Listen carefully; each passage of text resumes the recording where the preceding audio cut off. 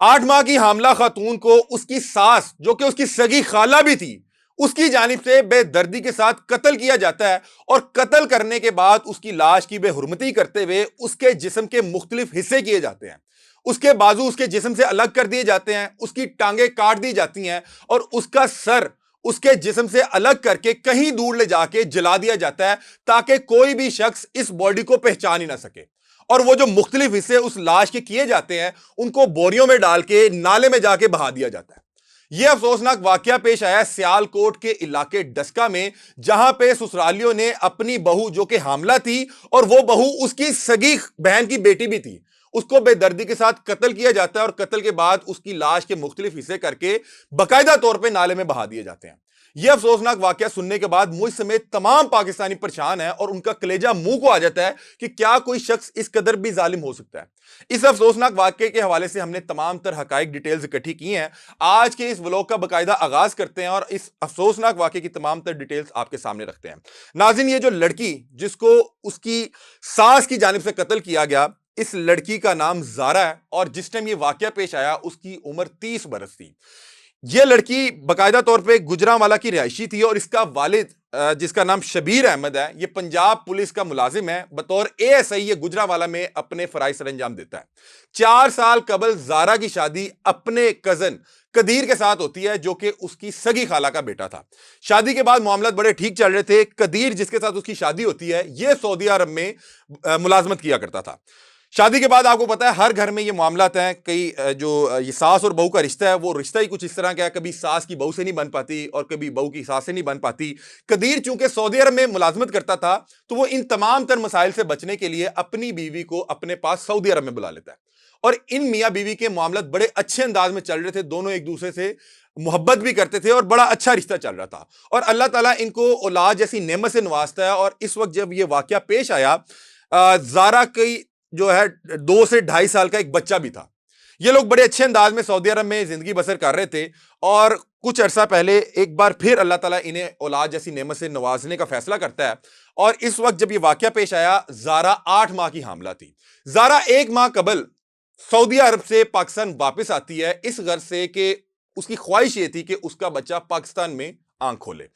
یہ واپس آ کے اپنے والد شبیر احمد کے گھر جاتی ہے، اور وہاں پہ کچھ دن گزارنے کے بعد فیصلہ کرتی ہے کہ مجھے اپنے سسرال بھی جانا ہے، اپنے ساس اور اپنی نندوں سے بھی ملنا ہے۔ اس کے والد زارا کو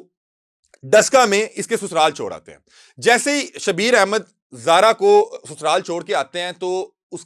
اس خاتون سے رابطہ منقطع ہو جاتا ہے۔ والد کوشش کرتا رہتا ہے، فون کرتا ہے، لیکن زارا کا نمبر مل نہیں پاتا، اور ادھر جو سعودی عرب میں اس کا ہسبینڈ تھا وہ بھی متعدد بار کالز کرنے کی کوشش کرتا ہے، لیکن اس کا اپنی بیوی سے رابطہ نہیں ہو پاتا۔ قدیر جو کہ اس خاتون کا شوہر تھا وہ اپنی ماں کو فون کرتا ہے کہ میرا زارا سے رابطہ نہیں ہو پا رہا، زارا کہاں ہے؟ جس پہ وہ خاتون جو اس کی ماں ہے وہ بتاتی ہے کہ مجھے نہیں پتا کہ زارا کہاں ہے، میرا خود اس سے کوئی رابطہ نہیں ہے۔ تو اس کا شوہر قدیر اپنے سسر کو فون کرتا ہے کہ شبیر صاحب زارا کہاں ہے؟ تو وہ بتاتے ہیں کہ میں تو زارا کو تمہارے گھر تمہاری ماں کے حوالے کر کے آیا ہوں۔ تو وہ کہتے ہیں میرا اس سے رابطہ ہو نہیں پا رہا، آپ جا کے خود چیک کریں۔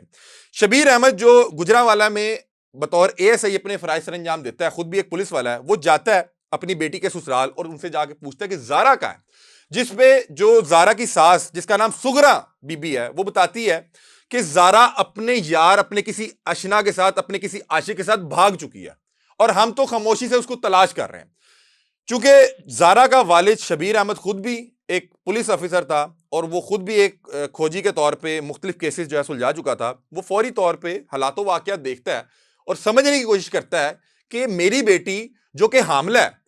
وہ خود اپنے سسرال ان سے ملنے کے گھر سے آئی، وہ کیوں کسی اپنے عاشق کے ساتھ اس حالت میں بھاگنا چاہے گی؟ اسی دوران وہ دیکھتا ہے کہ گھر میں اس کا بچہ جس کی عمر 2 سے 2.5 سال ہے وہ موجود تھا، تو اس کو شک گزرتا ہے کہ ماں جو کہ اس وقت خود حاملہ ہے اور چند دنوں میں اس کو اللہ تعالیٰ ایک بار پھر اولاد سے نوازنے والا ہے، اور وہ اپنے بچے سے جو محبت کرتی ہے اس کی انتہا اس کے سامنے تھی، تو اس نے سوچا کہ ایسا ممکن نہیں ہو سکتا کہ وہ اپنے بچے کو چھوڑ کے کسی آشنا کے ساتھ یا کسی بھی گھر سے اس گھر سے نکلی ہو۔ تو وہ فوری طور پہ جا کے متعلقہ تھانے میں اغوا کا پرچہ درج کرواتا ہے، اس کی ساس، اس کی نند اور دیگر لوگوں کو نامزد کرنے کے بعد۔ جب پنجاب پولیس اس FIR جس میں اغوا کا جو ہے درخواست دی گئی کہ میری بیٹی کو اغوا کیا گیا، اس فیملی کو گرفتار کرتی ہے اور روایتی انداز میں ان سے پوچھتی ہے تو فوری طور پہ یہ جو سگنا بی بی اور اس کی جو بیٹی یاسمین، ان کو جب روایتی انداز میں پوچھا جاتا ہے تو یہ تمام تر واقعہ جو ہے اس کا اعتراف کر لیتے ہیں، تمام تر جرم کا، اور بتاتے ہیں کہ ہم نے زارا کو پہلے بے ہوشی کی دعا دی اور اس کے بعد باقاعدہ طور پہ اس کا سانس بند کرتے ہوئے اس کو موت کے گھاٹ اتارا، اور پھر اس کی لاش کو غائب کرنے کے غرض سے ہم نے اس کی لاش کے مختلف حصے کیے، ان مختلف حصوں کو بوری میں بند کر کے ہم نے جا کے نالے میں بہا دیا، اور جو اس کا سر تھا تاکہ کوئی پہچان نہ سکے اس کو کہیں دور لے جا کے اس کو باقاعدہ طور پہ جلا دیا گیا تاکہ کسی قسم کا کوئی ثبوت موجود ہی نہ رہے۔ اور جب یہ شبیر صاحب آئے تو ہم نے ان کو بتایا کہ آپ کی بیٹی جو ہے اپنے کسی عاشق کے ساتھ بھاگ چکی ہے۔ ان کے اعتراف جرم کے بعد ان لوگوں کو گرفتار کر لیا گیا، اور اب یہ لوگ اپنی سزا اور اپنے انجام کے انتظار میں جو ہے پنجاب پولیس کے پاس موجود ہیں۔ اور آپ سوچیں کہ یہ کتنے سفاک ملزمان ہوں گے جنہوں نے اپنی بہو جو کہ حاملہ ہے اس پہ ظلم کے پہاڑ ڈھائے۔ اور آپ دیکھیں نارملی ہم نے دیکھا ہے کہ ہمارے ہاں ڈومیسٹک وائلنس کے کیسز بہت زیادہ ہیں، لیکن آپ دیکھیں کہ یہ اس کی سگی خالہ کا بھی گھر تھا، اور والد نے اس گھر میں اس کو بیائی اس گھر سے تھا کہ یہ سگی خالہ ہے،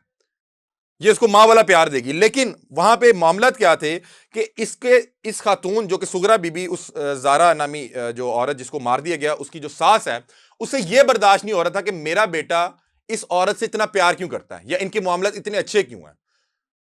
اور شادی کے بعد وہ جو قدیر ہے وہ سعودی عرب سے اگر اس کو پیسے بھجوانے بھی پڑتے تھے تو وہ اپنی بیوی کے اکاؤنٹ میں بھیجا کرتا تھا۔ یہ وہ تکلیف تھی جس سے تنگ آ کے اس خاتون نے اپنی بیٹی جس کا نام یاسمین ہے، اس کا آگے بیٹا عبداللہ اور اس کا ایک اور رشتہ دار جو ہے وہ بتایا جا رہا ہے